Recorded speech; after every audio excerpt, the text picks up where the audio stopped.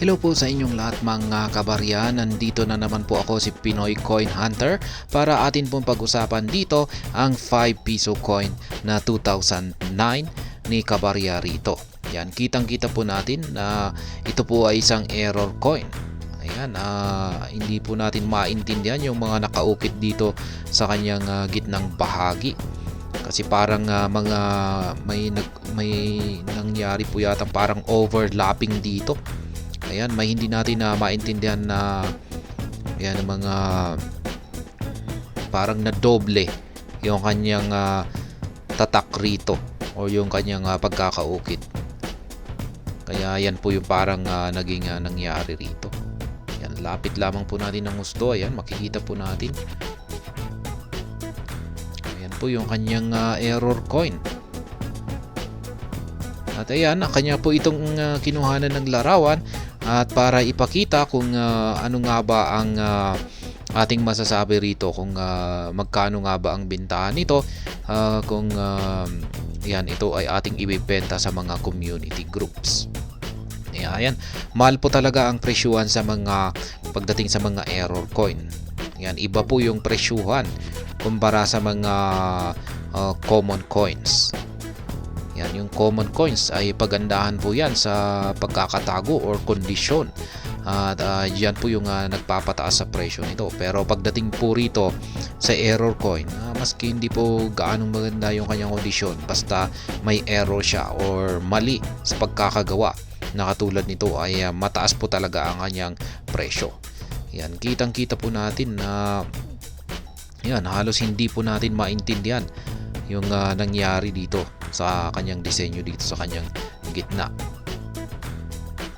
Ayan, at parang dito na rin sa kanyang gilid ay parang may nakatatak rito. Ayan, parang na doble yung kanyang tatak na yan, hindi po kasi natin gaano mabasa. Ayan, isa pong error coin ito. At magkano naman kung magkano naman kaya ang magiging presyuhan nito.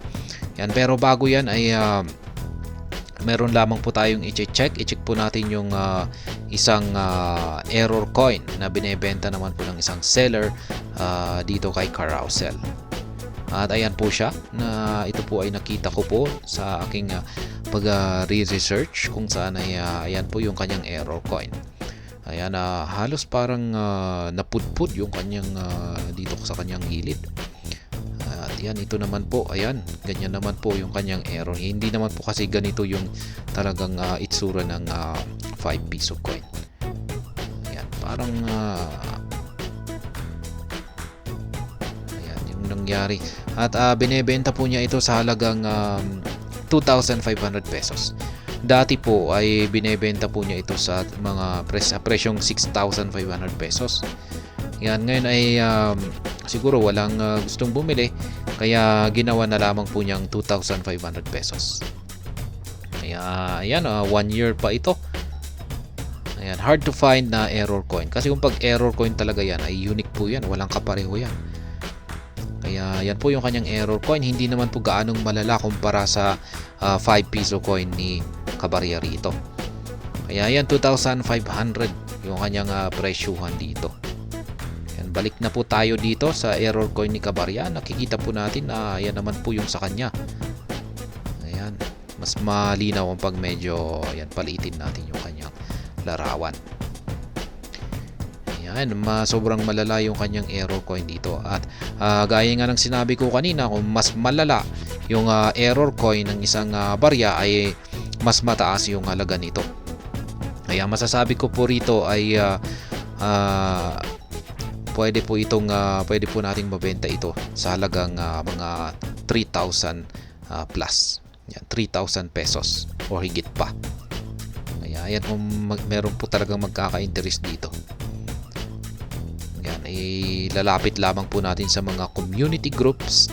At kung pag may magkaka-interest dito ay ayan, bibilhin na ito. Tingin ko talagang may magkaka-interest po dito kasi kakaiba po talaga yung kanyang pagkakamali rito or yung kanyang error dito. Yan, pero ito lamang po yung kanyang kuha, hindi po niya pinakita yung sa kabaliktaran o sa likuran na bahagi nito. Yan, kung merong error coin. Mas tataas na naman yung presyo nito kapag yan, sa harap at saka likod yung kanyang error. Yan, or mali sa kanyang pagkakagawa. Siguro aabot po talaga ito sa mga 5,000 pesos kapag merong na rin po siyang error sa kabila. Ayan. Sa tingin ko ay madali lamang po natin itong mabenta kasi marami po talagang mga collector na nangungolekta ng mga error coin. Yan, mas preferred po nilang mangolekta ng mga error coin na kagaya nito.